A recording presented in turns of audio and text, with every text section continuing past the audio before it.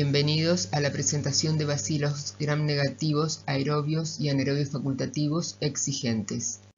Este grupo bacteriano se diferencia de los no exigentes ya vistos, como las enterobacterias por ejemplo, porque no desarrolla en el medio de agar de McConkey, que es un medio de cultivo básico sin los nutrientes adicionales que requieren estos microorganismos. Los objetivos de la presentación son describir géneros de bacilos gram-negativos exigentes nutricionalmente y analizar sus aspectos estructurales, antigénicos, su virulencia, patogenicidad, epidemiología y la sensibilidad a los antimicrobianos. Comenzamos desarrollando dos géneros que pertenecen a una familia Pasteurelacea. Son los géneros Haemophilus y Pasteurella. El género Haemophilus está formado por cocobacilos gram-negativos pequeños, pleomórficos, y son exigentes desde el punto de vista nutricional. Pueden requerir de factor 10, que es hemina, y de factor 5, que es NAT, aunque algunos pueden requerir solo de factor 5. Crece en las especies que requieren de factor 5 y factor 10, como Haemophilus influenza, crecen únicamente en agar chocolate y no desarrolla en agar sangre, salvo que en agar sangre esté creciendo también un Staphylococcus aureus que es productor de NAT, y entonces va a crecer Haemophilus solo alrededor del Staphylococcus aureus. Es lo que se ve en la foto inferior. La línea blanquecina central, que representa un abundante desarrollo, es un cultivo de Staphylococcus aureus. Y por debajo se había sembrado Haemophilus influenza. Y como pueden ver, hay un pequeño desarrollo como fino, como una lluvia, alrededor del Staphylococcus aureus, que es Haemophilus influenza. El agar sangre aporta el factor 10, que es la hemina, y Haemophilus influenza el factor 5 o NAT. ¿Sí? Por eso se denomina satelitismo alrededor de Staphylo aureus en el agar sangre. El género Haemophilus incluye a varias especies y ellas forman parte de la microbiota habitual de nasofaringe y de orofaringe en aproximadamente el 85% de los adultos sanos. Las distintas especies de Haemophilus tienen distintos requerimientos nutricionales, pero todas son exigentes desde el momento que no desarrollan en agar de McConkey.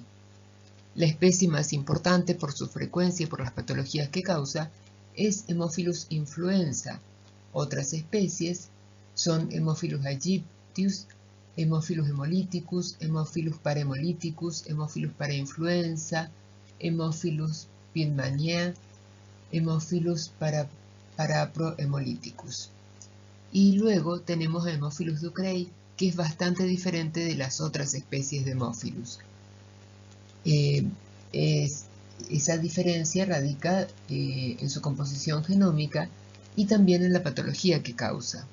La mayoría de las especies de Haemophilus forma parte de la microbiota habitual de orofaringe y causa infecciones respiratorias, entre otras, mientras que Haemophilus ducreyi causa una infección de transmisión sexual, que es el chancro blando. Vamos a describir en primer término la especie Haemophilus influenza. Haemophilus influenza es un cocobacilo gram-negativo, exigente, capnófilo, sobre todo para los aislamientos primarios, requiere de un 5 o 7% de anhídrido carbónico en la atmósfera.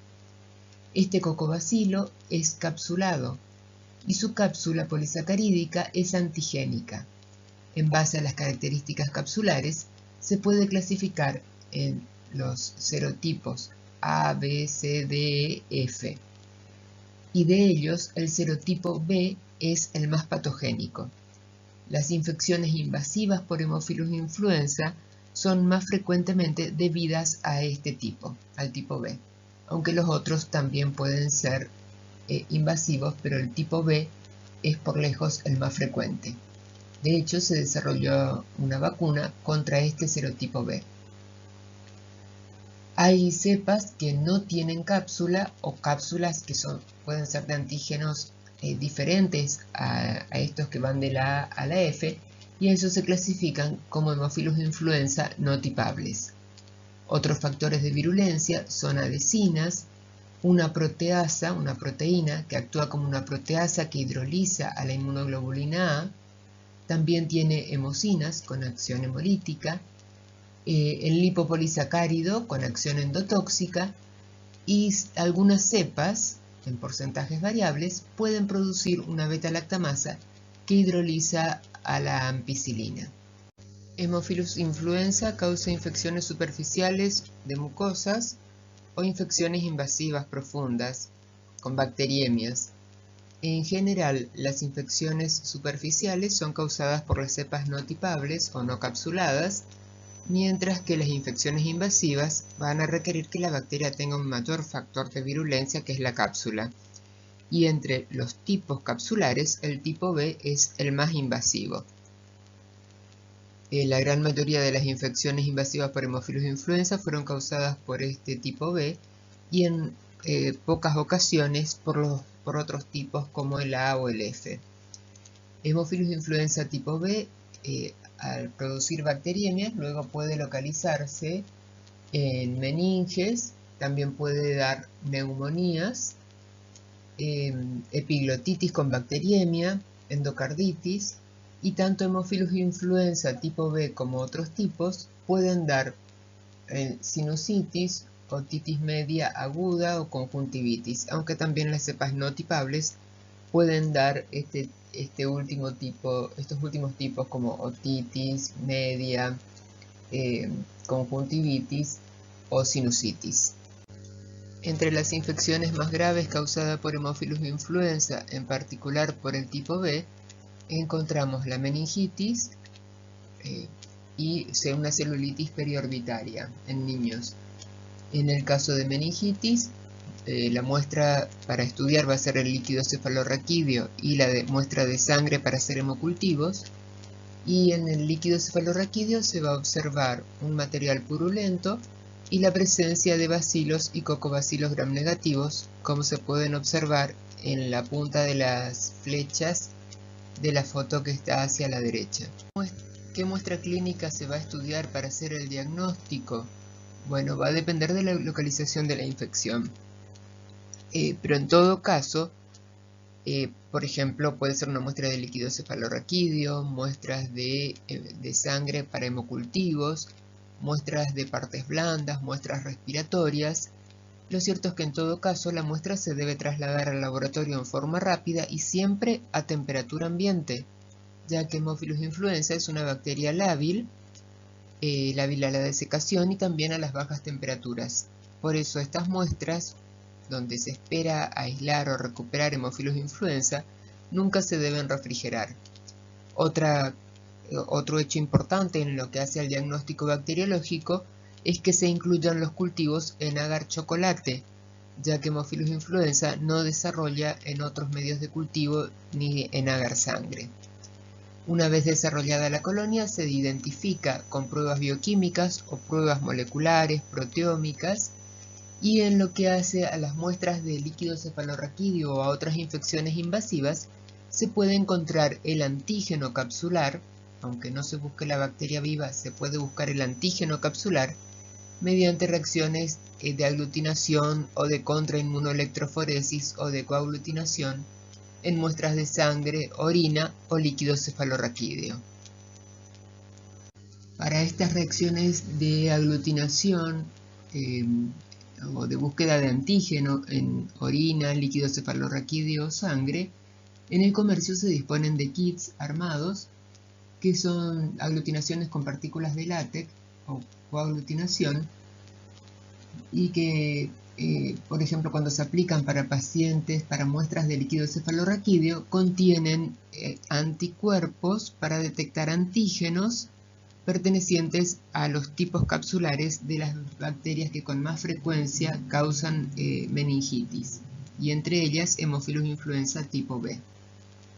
Otra herramienta diagnóstica es la PCR, la reacción en cadena de la polimerasa, hecha directamente desde la muestra del líquido cefalorraquídeo, Y para eso existen distintos equipos. Uno de ellos es una PCR multiplex en tiempo real por el método de Array, como el que se ve en la foto de abajo. Se consigue un cassette, un cassette o pouch, que es lo que está como arriba a la izquierda, y ahí en un pocillo se inserta la muestra. Luego este cassette se coloca directamente en el equipo termociclador, que es lo que está arriba hacia la derecha, y al cabo de una hora el equipo detecta automáticamente los genes específicos de distintas bacterias causantes de meningitis, entre ellas Haemophilus influenza tipo B. Además de meningitis y bacteriemias, Haemophilus influenza, como dijimos, puede causar otras infecciones y según la localización va a ser el tipo de muestra. En infecciones respiratorias altas, como otitis media, la muestra va a ser la obtenida por punción transtimpánica, siempre que el tímpano no esté perforado. En el caso de sinusitis, la punción sinusal. Recordemos que esta bacteria es colonizante del tracto orofaringio y por ese motivo, y nasal también, por ese motivo un hisopado nasal, por ejemplo, no va a ser representativo de una sinusitis. Si causa infecciones respiratorias bajas, esto es frecuente en pacientes con bronquiectasia o en niños menores de 5 años o en pacientes inmunocomprometidos, entonces las muestras pueden ser las muestras de esputo, lavado broncoalveolar o aspirados traqueales. Cuando causa epiglotitis, la epiglotitis por Haemophilus tipo B es altamente bacteriémica.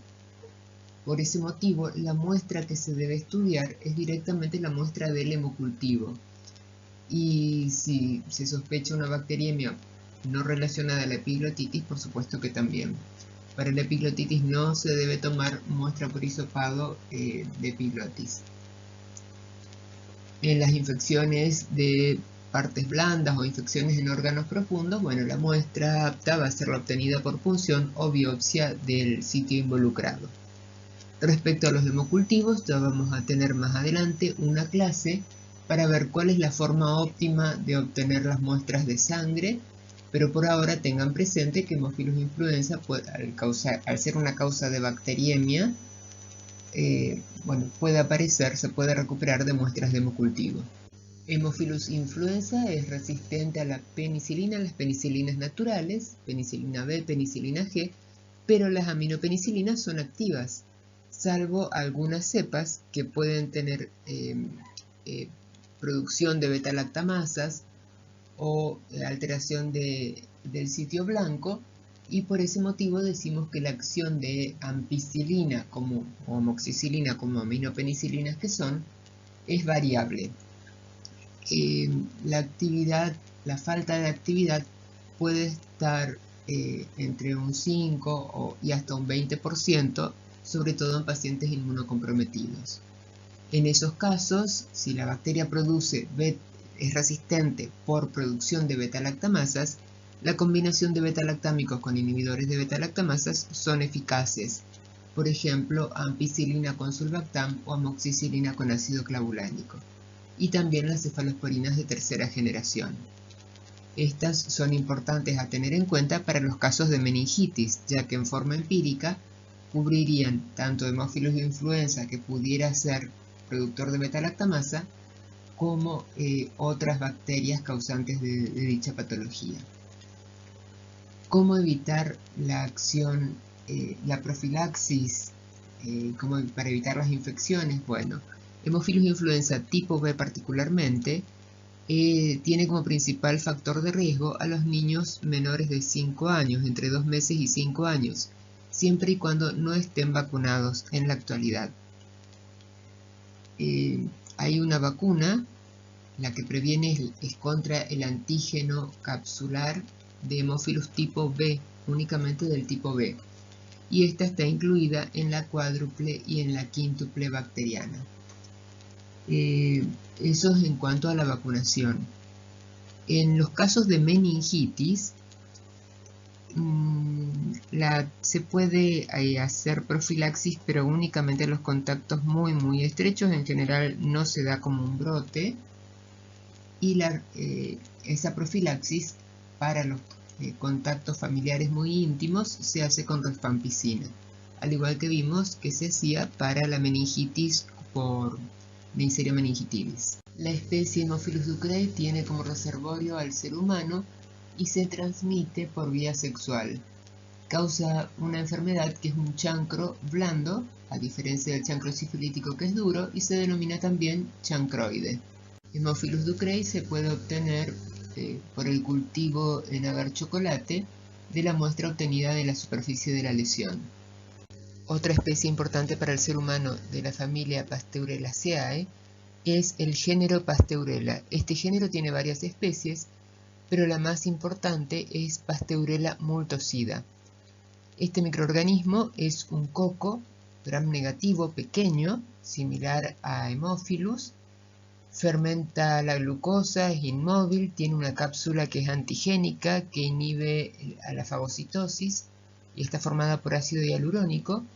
Es una bacteria exigente porque no desarrolla en el agar de McConkey, pero sí crece bien en el agar sangre, agar chocolate o el agar Müller-Hinton. Sus principales factores de virulencia son la cápsula, esta de ácido hialurónico que mencionamos, y la endotoxina de los gram negativos. A pesar de ser una bacteria gram negativa, tiene una excepción, y es que se comporta como sensible a la penicilina. Esto es así, in vitro e in vivo. Por eso, el tratamiento de elección para las infecciones que causa Pasteurella multocida es la penicilina, el tratamiento empírico. Y hay que tener en cuenta que es resistente a los aminoglucósidos. Otros antibióticos que pueden ser activos, particularmente si el paciente es alérgico a la penicilina, son la tetraciclina, trimetoprima sulfametoxazol y las cefalosporinas de segunda y de tercera generación. Esta bacteria causa infecciones zoonóticas, ya que forma parte de la microbiota habitual de animales domésticos o animales salvajes, y se transmite al hombre principalmente por mordeduras o arañazos, con mayor frecuencia de gatos y de perros, aunque también puede ser por mordedura de vacas o en personas que trabajan, por ejemplo, de la caza o del faenamiento de aves. En los animales, si bien forma parte de la microbiota habitual, en algunas oportunidades puede causar enfermedades, y estas son principalmente neumonía y septicemia. En el hombre produce principalmente una celulitis de borde eritematosa, que aparece después de 2 o 3 días de la mordedura o arañazo, como ya dijimos, con mayor frecuencia de perros o gatos. Y siempre ante una infección asociada a estas mordeduras hay que pensar en Pasteurella. Si bien puede estar en forma conjunta con otros microorganismos o puede ser causada por otros microorganismos sin la participación de Pasteurella, es un microorganismo que con frecuencia puede estar allí. Esta es la principal enfermedad infecciosa que causa en el ser humano, pero en personas convivientes con animales portadores y que tengan una convivencia estrecha y que tengan una enfermedad respiratoria de base, por ejemplo, pacientes con EPOC o pacientes fibroquísticos, en ellos también puede causar una enfermedad respiratoria crónica, así como en inmunocomprometidos eventualmente puede causar bacteriemias. Bordetella es un género no relacionado a los vistos anteriormente, pero que también es un cocobacilo gram negativo exigente y es un aerobio estricto. Se describieron varias especies de Bordetella. Las más importantes para el hombre son Bordetella pertussi y Bordetella parapertussi. Otras especies descritas son Bordetella bronquiséptica y Bordetella avium. El nombre del género, Bordetella, deriva de Bordet, un bacteriólogo belga, que estudió esta bacteria con sus factores de virulencia y junto con Zhengzhou crearon un medio de cultivo adecuado para el desarrollo de esta bacteria exigente. A pesar de tener un medio específico, su desarrollo es muy difícil de lograr, por lo cual vamos a ver que el cultivo no es el mejor de los métodos en este caso para hacer el diagnóstico etiológico. Y mediante sus trabajos con Bordetella, Bourdet logró un premio Nobel de Fisiología y Medicina en 1919. La especie Bordetella pertussis debe el nombre de su especie, o sea, pertussis, porque causa una enfermedad con mucha tos, con abundante tos. Como respetando las características generales de Bordetella, es un cocobacilo gram negativo, aeróbico, estricto, es exigente, tiene una cápsula, tiene fimbrias que favorecen su adherencia y es una bacteria de lento desarrollo y requiere nicotinamida para crecer mejor. Bordetella pertussi para pertussi se encuentran en el hombro únicamente, si es el único reservorio, y la incidencia de Bordetella pertussi aumenta en los meses de noviembre, diciembre, enero. Y causa una enfermedad en los niños. Esta enfermedad se puede prevenir mediante la vacunación. La vacuna triple contiene antígenos de Bordetella pertussi y es una vacuna eficaz. Antes de la vacuna, el rango etario de mayor incidencia era de 1 a 5 años, aunque después de la vacunación se fue corriendo hacia personas menores. Y cuando la vacunación falla, pueden aparecer algunos casos en adultos. Pero en general, el adulto tiene una aportación subclínica, o sea, una aportación asintomática.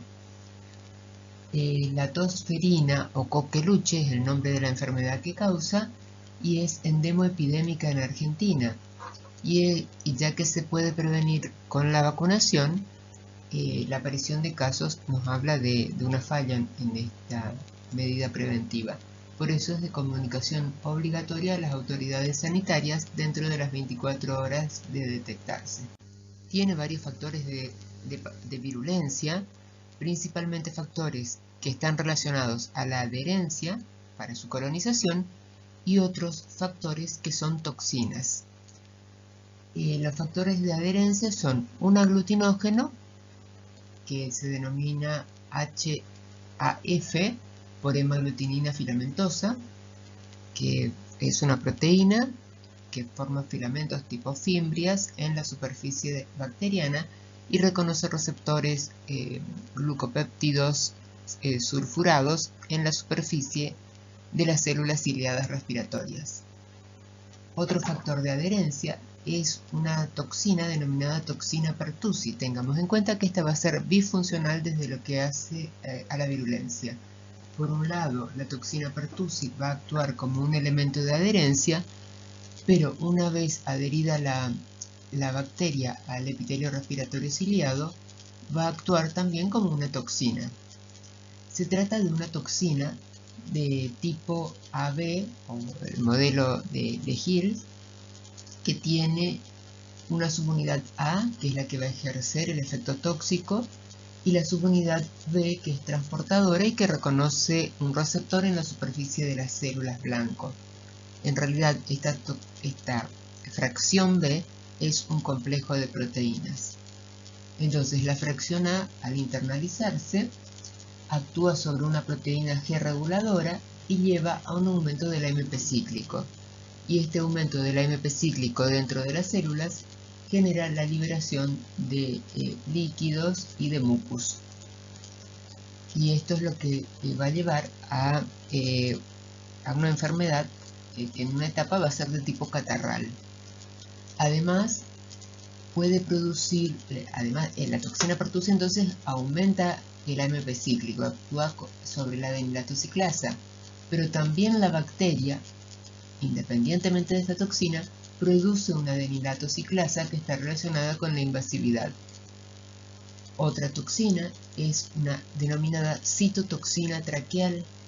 Esta citotoxina destruye las células ciliadas del tracto respiratorio, por un lado, contribuyendo así a la enfermedad, y también estimula la liberación de interleuquina 1 y con ello el aumento de la temperatura del paciente.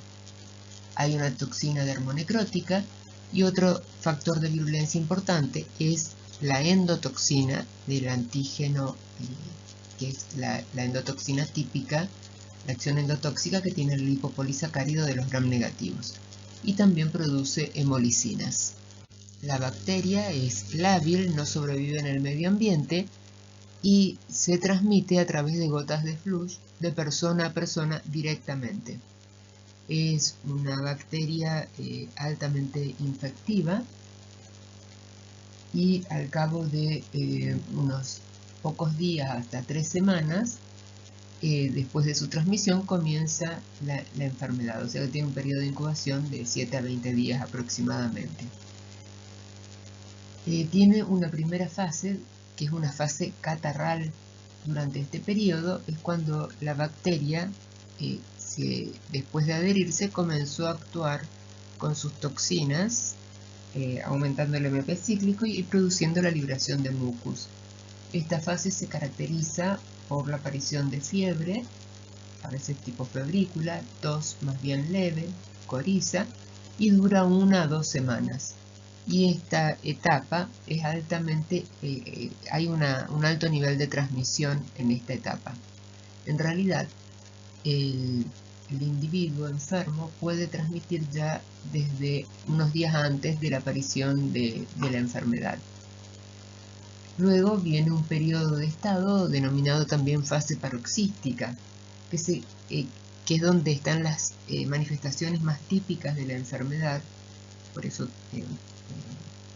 que se llama tosferina o coqueluche o tos convulsa, y en esta fase paroxística lo típico son los accesos de tos, y en ellos durante la inhalación se escucha un ruido, como un estridor, que es lo típico, como si fuese algo parecido a un perro, ¿sí? Por eso tosferina, como el nombre de la enfermedad.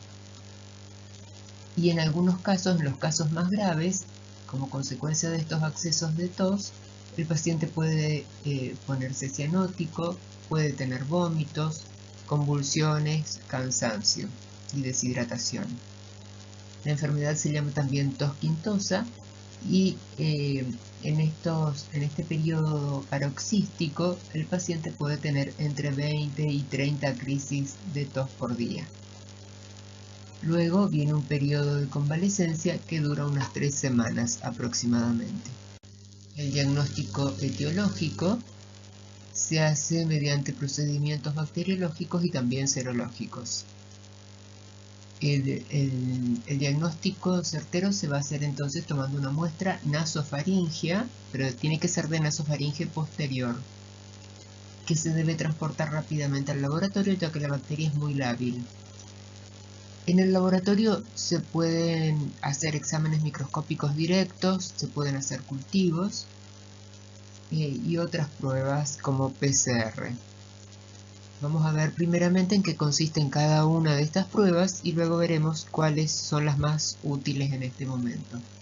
El examen directo consiste en hacer extendidos y colorearlos o teñirlos, digamos, con anticuerpos fluorescentes.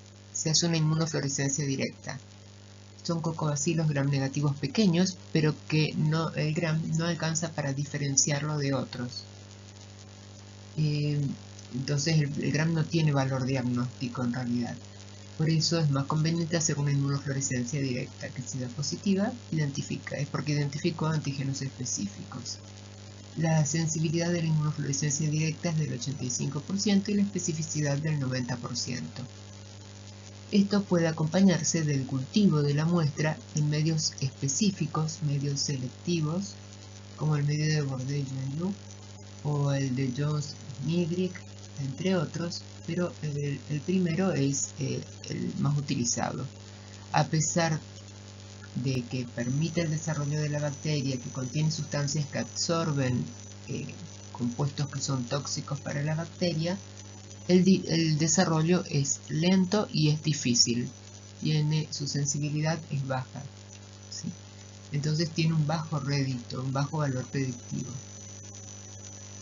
Si la bacteria llegara a crecer en estos medios, se la identifica con pruebas bioquímicas o moleculares.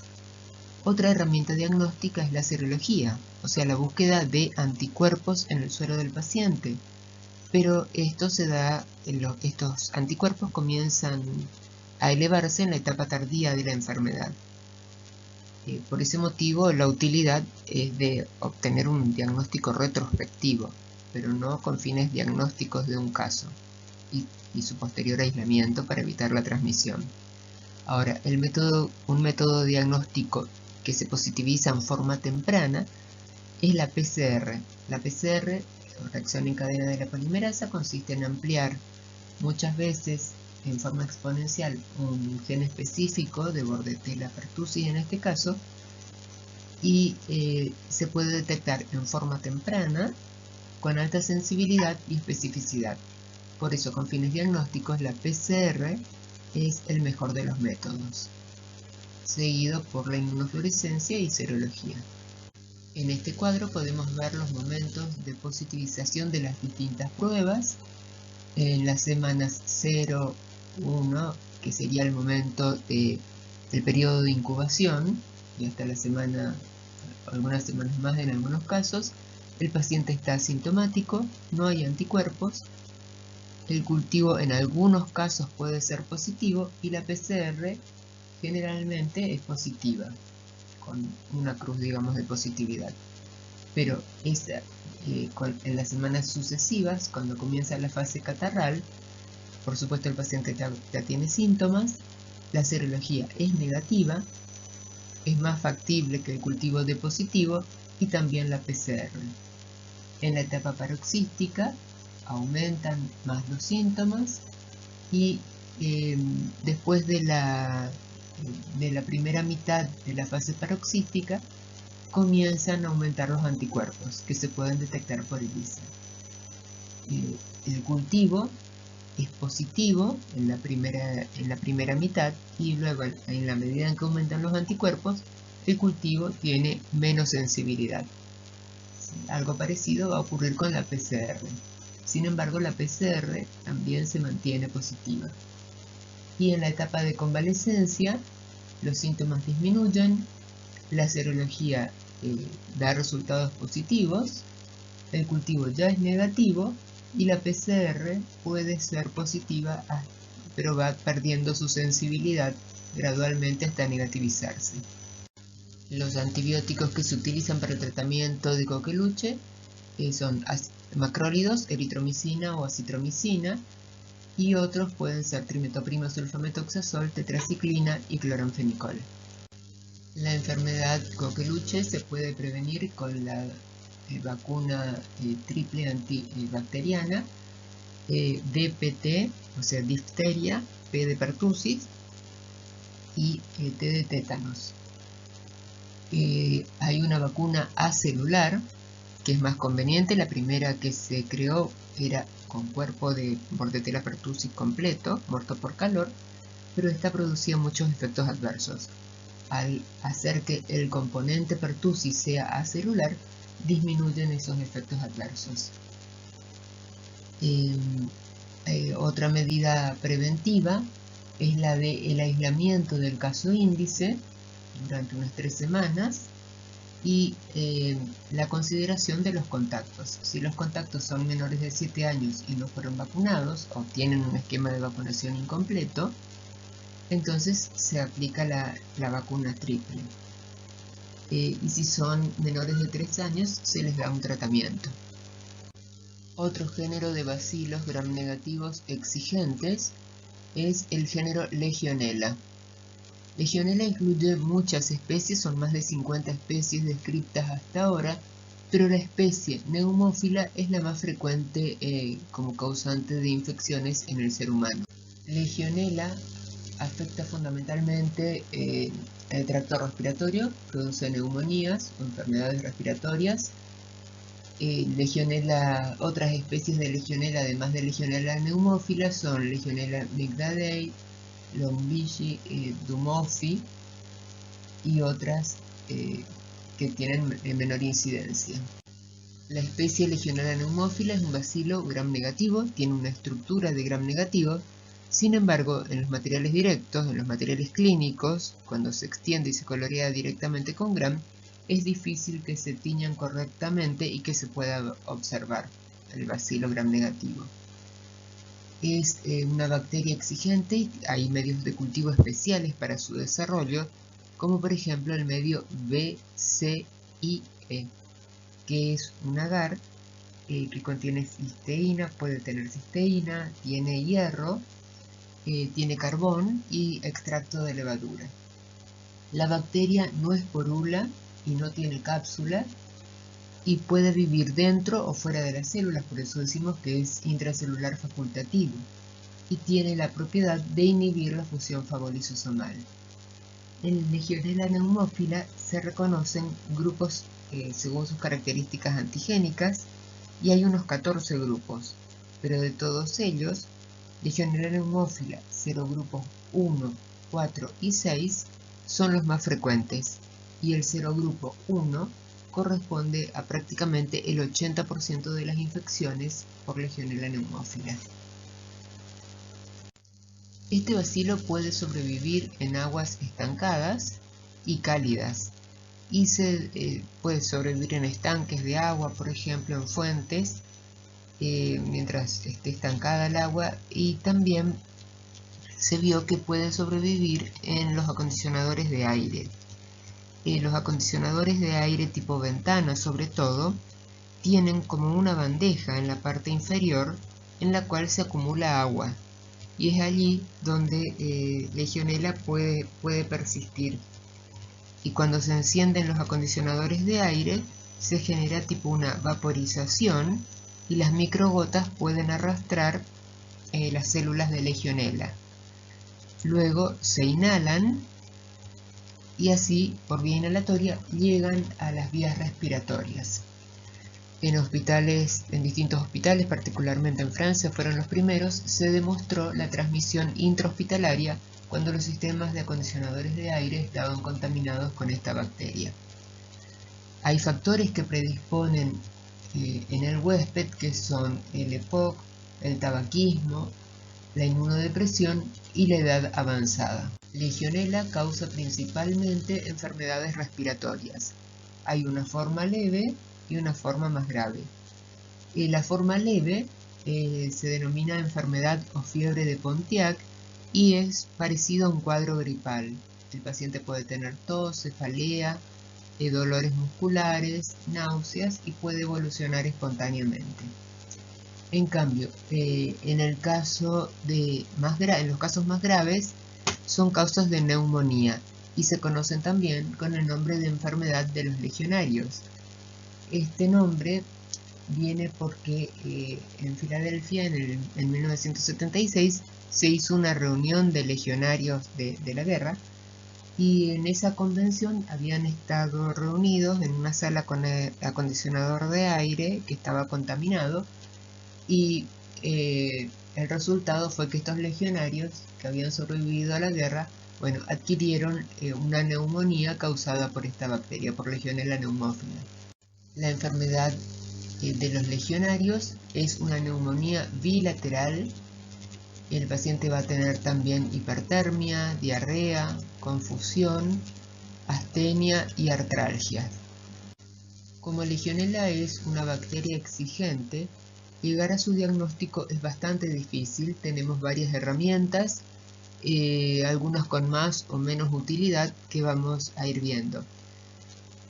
Si el paciente tiene una neumonía o un cuadro con tos productiva, la muestra que más frecuentemente se obtiene para el estudio es la muestra de esputo, pero también se pueden estudiar muestras de lavado broncoalveolar.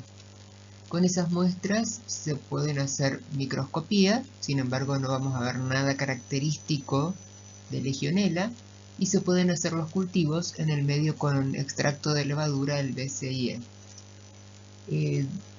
El cultivo es bastante complejo porque requiere la eliminación de la flora acompañante de la muestra respiratoria, o sea, los microorganismos que se arrastran de la saliva junto con el esputo, y para eso hay que hacer procedimientos de alcalinización y acidificación de la muestra, que hace que sea bastante complejo.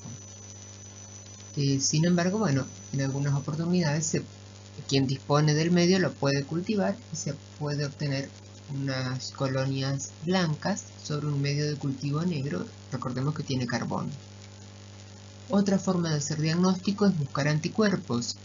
En Argentina, en la década pasada, hubo un equipo de inmunofluorescencia indirecta para buscar anticuerpos, pero ya hace varios años que no está en el mercado.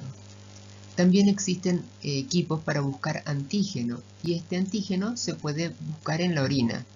Si bien Legionella va a dar una enfermedad respiratoria, los antígenos pueden pasar a la sangre y así eliminarse por orina. Entonces la muestra va a ser la muestra de orina, y en esa se va a hacer una inmunocromatografía para detectar el antígeno. El inconveniente es que este antígeno es solamente para Legionella del serogrupo 1.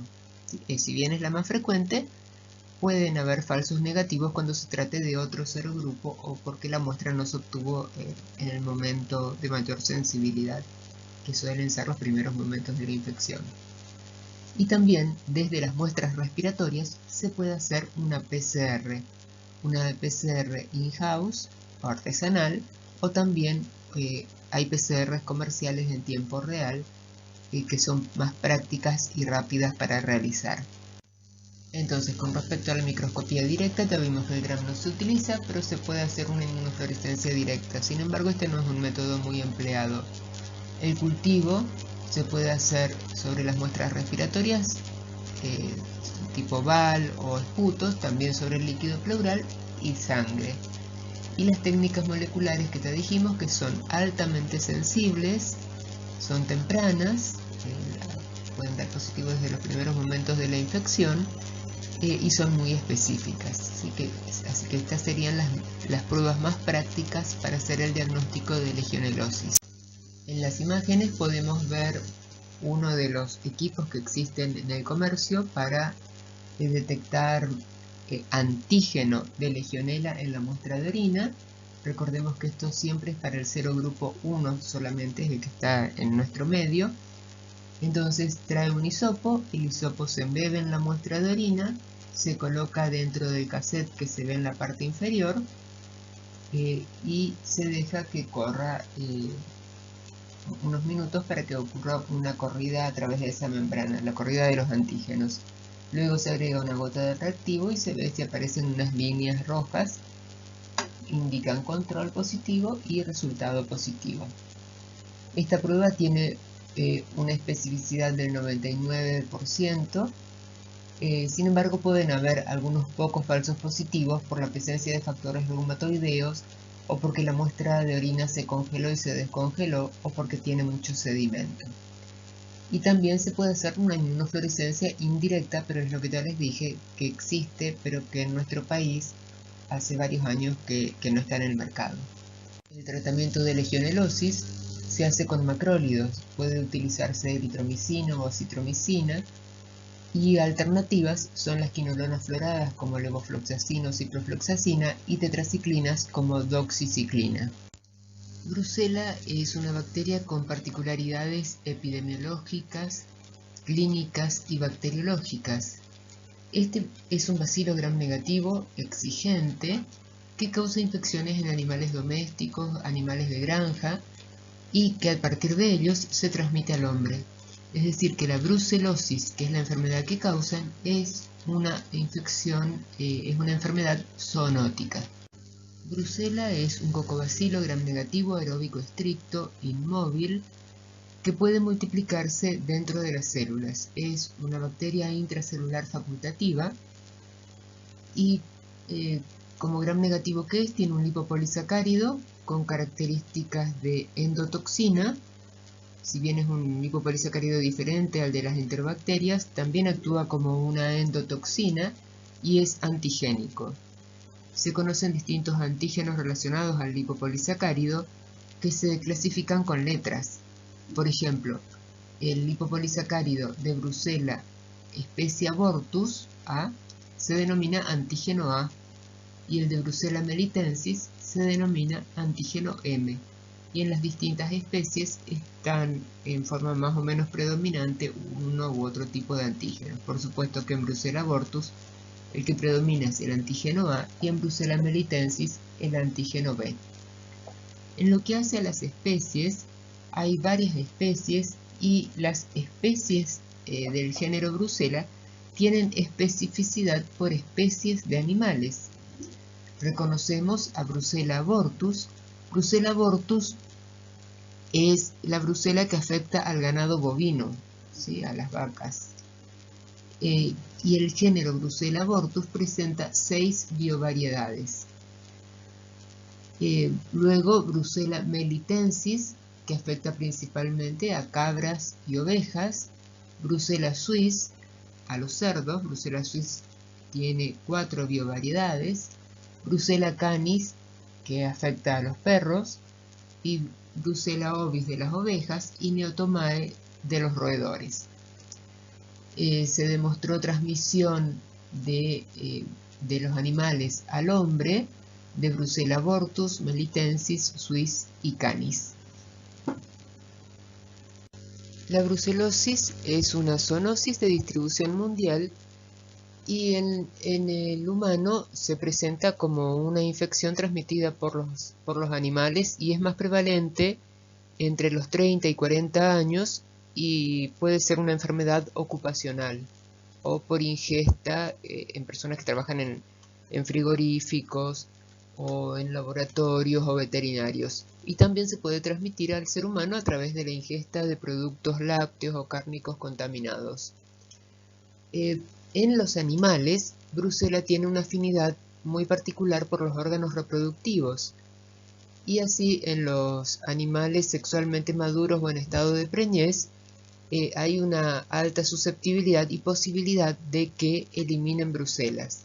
Esa eliminación se hace en el momento del parto junto con la placenta o puede ocurrir que cause abortos también en los animales y por eso tiene un impacto económico importante en las regiones pecuarias, en las regiones ganaderas, por la pérdida económica que producen los abortos, ya que en la placenta de los animales hay un compuesto que es eritritol, por el cual Brucella tiene una afinidad importante. Sin embargo, en el ser humano este compuesto no está presente, por eso no es una causa importante de abortos. Entonces, durante el parto de los animales lo pueden eliminar, pero también puede producir infecciones mamarias en los animales y por eso puede transmitirse de animal a animal o del animal al hombre a través de la leche, ¿sí? Además de las secreciones vaginales, semen, la sangre, la orina o las heces. Por todas estas vías los animales eliminan brucelas que pueden quedar en el medio ambiente o en el agua y según las condiciones ambientales puede sobrevivir allí un tiempo relativamente más o menos largo, para después eventualmente infectar al hombre. ¿Cómo va a infectar al hombre? Bueno, las vías de transmisión son por contacto directo del hombre con las secreciones cuando la piel está lacerada, entonces entran a través de esas laceraciones o lastimaduras de la piel, o también a través de las mucosas, por inhalación de aerosoles, de las secreciones que contienen brucelas o contacto con la conjuntiva, o también por la ingesta, sobre todo de lácteos no pasteurizados o de carnes contaminadas. Las personas que pueden tener mayor riesgo de contraer brucelosis son los criadores de ganados, los empacadores de productos cárnicos, los veterinarios, personas que trabajan en mataderos y laboratoristas, además de aquellas personas que ingieran productos lácteos o cárnicos no certificados como libres de brucela. La verdadera prevalencia global de brucelosis en el ser humano no se conoce, y eso se debe a que la enfermedad puede cursar de modo subclínico, por lo tanto no hay registros, no hay consulta médica y no hay registros, o porque aun cuando esté declarada la enfermedad, puede haber subnotificación. Hay que notificar a las autoridades sanitarias. A pesar de eso, pueden haber subnotificaciones. Y a veces se tiende a ocultar porque, como es una enfermedad ocupacional, puede representar pueden haber cuestiones legales, laborales, por detrás que se tienden a ocultar. Se estima que a nivel mundial, por año, se afectan, se afectan unas 500.000 personas, o sea que la incidencia anual sería de 500.000 personas a nivel mundial. Y esto se da con más frecuencia en países de área mediterránea, Arabia, India, México, América Central, América del Sur. Y en lo que hace a América Latina, los países con mayor prevalencia son Argentina, Perú y México, todo relacionado a la actividad ganadera. En Argentina, las infecciones más frecuentes son por Brucella abortus y luego sigue Brucella melitensis y en tercer lugar Brucella suis. Brucella melitensis, que se asocia al ganado caprino, localizado en el centro y en el oeste y norte del país. Y Brucella suis y Brucella abortus tienen una mayor incidencia en la región de la pampa húmeda, donde predomina la explotación de ganado vacuno y del ganado porcino. Entonces la transmisión puede hacerse por ingestión de alimentos no pasteurizados, lácteos o sus derivados y carnes mal cocidas, por inoculación directa a través de la piel o de mucosas, por inhalación o por inoculación directa, y también hay casos de transmisión perinatal. Y la transmisión interhumana es excepcional. Se describieron algunos casos de transmisión por sangre o por trasplante de médula ósea, pero son casos muy raros. Una vez que la bacteria llega al organismo y con el inóculo suficiente, entonces pasa al torrente sanguíneo, pasa al conducto torácico primero, a la sangre y al sistema retículo endotelial. Y allí puede persistir y puede multiplicarse en forma intracelular, está protegido de la acción del sistema inmune. Se multiplica y puede o no generar una enfermedad. Muchas veces la brucelosis puede ser asintomática o puede tener síntomas leves o puede tener síntomas más marcados. Es muy variable en cuanto a las manifestaciones. Una vez que entonces puede aparecer una enfermedad subclínica parecida a influenza, y puede haber un periodo de incubación de semanas o meses. Todo es muy variable con la brucelosis. Y pueden haber formas sintomáticas que se van a caracterizar por anorexia, cefalea, fiebre de origen desconocido, algunas veces que dura varias semanas, ¿sí? Porque son febrículas, otras fiebres más marcadas, artralgias, escalofríos, sudoración nocturna, linfadenopatía. Y si el paciente no recibe el diagnóstico y tratamiento apropiados, puede tener como complicaciones localizaciones como a nivel óseo, en partes blandas, también puede causar endocarditis, hepatitis, artritis o colecistitis. Para el diagnóstico, como la clínica es muy variable, va a ser muy importante los antecedentes epidemiológicos que tenga el paciente. Conocer sus actividades laborales, sus ocupaciones, si tiene contacto con animales, recordemos que hay una Brucella canis, ¿sí? Con qué tipo de animales tiene contacto, qué comió, si realizó viajes o no, y si en esos viajes pudo haber ingerido alimentos autóctonos no pasteurizados. Todos estos son datos muy importantes, ¿sí? Si trabajan frigoríficos, si tiene compañeros con una patología similar. Y luego los estudios bacteriológicos o microbiológicos, que pueden ser de cultivo y también diagnóstico serológico, buscando anticuerpos. Comencemos con lo que hace el diagnóstico bacteriológico, que corresponde al cultivo para tratar de aislar brucela. Las muestras son diversas. Si el paciente tiene síntomas inespecíficos o generalizados, la muestra va a ser sangre.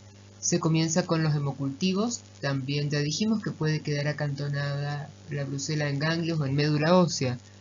La obtención de muestras de estos sitios es más cruenta, entonces se reservan, se dejan como para una segunda instancia.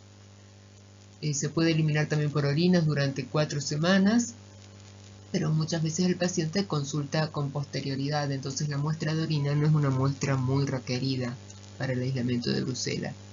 Y también se puede aislar de distintos tejidos, como ya les dije, según las manifestaciones que tenga el paciente. Puede ser tejido óseo, o partes blandas, o líquido articular.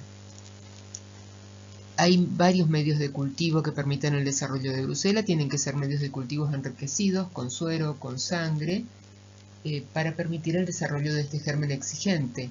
Se pueden cultivar en medio de castañeda, o la mayoría de los medios de hemocultivos automatizados que existen en la actualidad son aptos para el desarrollo de brucela. Una vez que crecen las botellas de hemocultivos, brucela se repica a medios como agar sangre, agar chocolate, y lo mismo que las placas que se pueden cultivar como cultivos primarios, y estos se deben incubar con anhídrido carbónico, ya que se trata de una brucela capnófila. Sobre todo Brucella abortus es una bacteria capnófila que va a necesitar dióxido de carbono en la atmósfera. Es una bacteria intracelular y esto puede demorar su desarrollo en los medios de cultivo. Así existen medios denominados de lisicentrifugación que se usan para hemocultivos. La sangre, una vez extraída del paciente, se coloca en un tubo donde hay una sustancia tensioactiva como un detergente que lisa los glóbulos rojos, los glóbulos blancos, y de esa manera se liberan las bacterias intracelulares. Luego se centrifuga y del pellet del sedimento se siembran las placas y los medios de cultivo, y esto puede aumentar la sensibilidad, particularmente para brucela y otras bacterias intracelulares. El cultivo de brucela da un diagnóstico certero. Sin embargo, la sensibilidad del cultivo no es óptima y está sujeto al momento de la enfermedad en el cual se hagan los cultivos, en el cual se obtengan las muestras, y la presencia de la bacteria en el tejido en ese momento, y el tipo de cultivo que se haga también. Entonces hay que valerse. Además, el cultivo es lento, puede tardar 20 días por lo menos en desarrollar brucela y después la identificación. Entonces también se utilizan las pruebas serológicas. El problema es que las pruebas serológicas pueden ser de screening o confirmatorias, y las que están en los laboratorios clínicos generalmente son las pruebas de screening. Entonces estas pruebas las vamos a mencionar, las vamos a conocer y vamos a mencionar sus limitaciones, porque solamente arrojan el diagnóstico de un caso posible o probable de brucelosis, pero las pruebas de screening no confirman brucelosis. Las pruebas de screening más utilizadas son la prueba de Hudson, que se puede hacer en placa en forma cualitativa o cuantitativa, también la prueba de BPA y la de Rosa de Bengala. Sobre todo la de BPA y Rosa de Bengala son un poco más específicas. Igualmente pueden haber reacciones cruzadas. Tenemos otra prueba de screening, que es la prueba de RSAT. La prueba de RSAT es un screening, es una aglutinación para buscar anticuerpos contra Brucella canis, que se aplica al ser humano.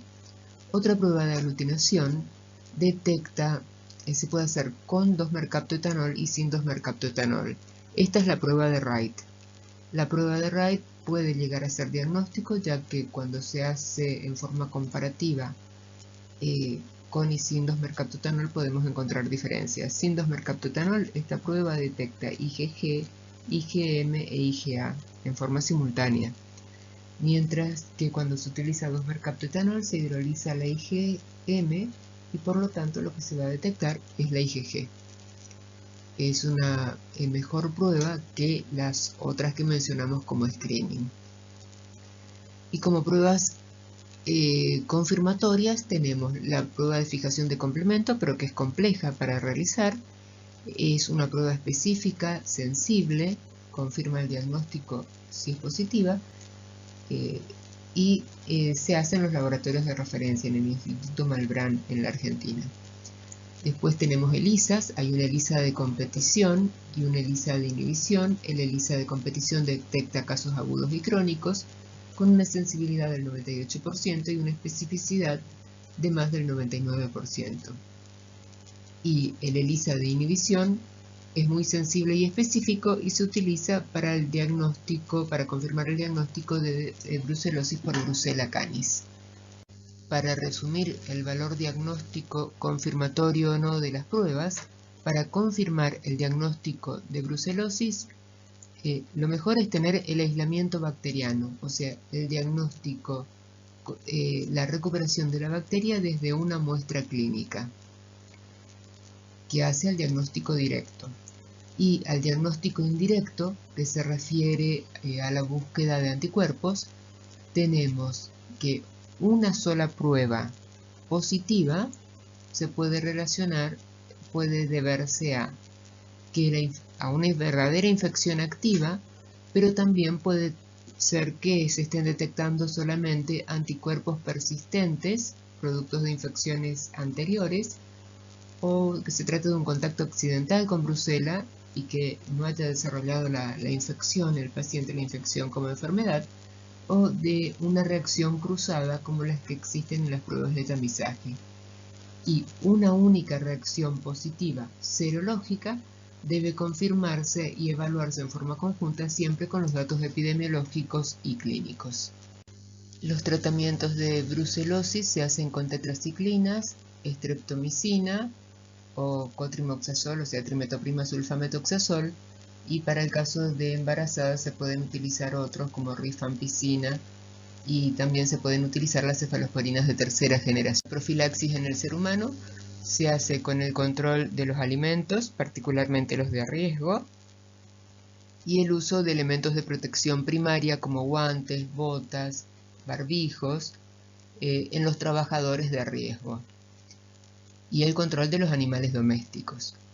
En la ganadería se emplean vacunas, como hay una vacuna SB19 para bovinos, REB1 para el ganado caprino, que es a base de la REB1 es a base de Brucella melitensis, y una cepa 2 de Brucella suis. Antes de terminar, resumimos las ideas claves de esta presentación, y son que Haemophilus influenza es un cocobacilo gram negativo. Algunas cepas son capsuladas y en base a las características antigénicas de esta cápsula se clasifican serogrupos de la A a la F, y el serogrupo B es el más invasivo para el ser humano. Haemophilus influenza afecta principalmente a niños menores de 5 años que no estén vacunados con la cuádruple o quíntuple bacteriana, también a pacientes con EPOC y a pacientes inmunocomprometidos y pacientes con bronquitis.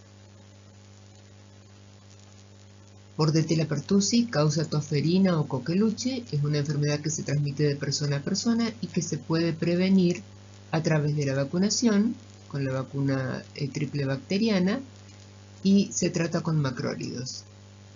Legionella pneumófila causa enfermedad, dos tipos de enfermedades: la fiebre de Pontiac, que es una enfermedad leve, o la enfermedad de los legionarios, que es una neumonía bilateral. Y el serogrupo 1 de Legionella pneumófila es el más prevalente. Con respecto a brucelosis, esta es una enfermedad zoonótica prevalente en Argentina y en otros países latinoamericanos, y sus manifestaciones clínicas son variadas, que van desde asintomáticas hasta casos graves, y cada especie de brucela se relaciona con un reservorio animal específico. Y la serología es una herramienta útil, aunque no certera, como lo es el aislamiento de la bacteria de una muestra clínica. Las preguntas a responder sobre la clase de hoy son: ¿cuáles son las patologías causadas por Haemophilus influenza? Y en cada caso, ¿cuál o cuáles son las muestras clínicas adecuadas para el diagnóstico?